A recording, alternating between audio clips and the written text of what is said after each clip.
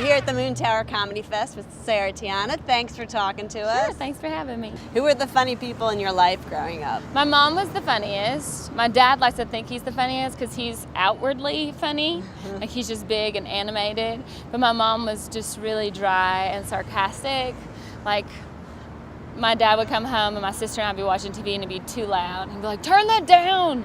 My mom would come home and be like, girls, can y'all just turn that up a little because the neighbors can't hear, and I know they're 2 miles away, but they can't afford cable, and we should just turn it up. And we're like, okay, and then we turn it down. And you've kind of come into your own on roast. I feel like that's kind of made you super popular. Did you say that's something you've always done? I guess roasting people. I never thought I was roasting people. I was doing it for a long time before I knew what I was doing. It was probably about 10 years ago, I befriended a country music singer named John from the band Big and Rich. And he's like, I met him when I was waiting tables at the Four Seasons, and he was like, he heard my accent. He's like, oh, where are you from? And I was like, I'm from Georgia. And he's like, are you an actress? And I was like, I'm a comedian. And he goes, oh, I love comedy. I was like, I know, you ordered a Chardonnay. And we became friends, and he asked me if I could write jokes about country music artists. Now, I had been doing stand-up for like a year. And I was like, oh, yes, Mr. Rich. That is my specialty, writing jokes about country music artists. And I sent him a joke every day for a year so that he wouldn't forget me. And finally, he brought me to Nashville to do these jokes in front of all these famous country music artists. Now, that was before I had the confidence to do jokes to people's face. And I remember I bombed so hard. The very first joke was to Kix Brooks from Brooks and Dunn. And I was like, oh, Kix Brooks, I'm a huge fan, but I can never remember which one is Brooks, which one is Dunn, which one has the mustache, which one doesn't, which one actually tames the white tigers, and which one doesn't do magic at all. I always forget, right? Great joke. No one laughed because he didn't. And I was like, oh, you didn't think that was funny?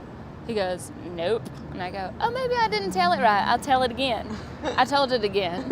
And then I added, oh, it's just easy to remember y'all are lovers because you can't spend 20 years together and not at least make out on the red dirt road. And I bombed so hard. Like the band, after that, it was just silence. Like the band was playing cricket noises. Brian McKnight went up after me to sing, and he made a comment about how he had to clean up my mess.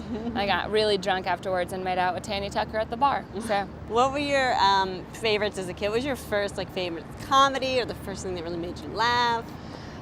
I never watched comedy growing up. I never thought about being a comedian, especially in the town that I grew up in. It's a really small town, and I was doing plays and acting and stuff, and just the entertainment industry itself seems like such a foreign thing to people in the South. Like people would tell me, like, Sarah, you're such a great actress. You'd make a great dental hygienist. It just wasn't thought about that you could do anything other than something local. So I never really saw stand-up, and then when I was in college, I worked at a radio station in Atlanta, and it was the largest student-run radio station in the country, Album 88, and we interviewed a bunch of comics that would come through the Punchline in Atlanta, and Mitch Hedberg was the first person that ever gave me tickets to a show. And I was like, oh, cool, I'll go watch this guy. And people go, is that when you decided to be a comedian? I'm like, you don't see Mitch Hedberg and go, I can do that.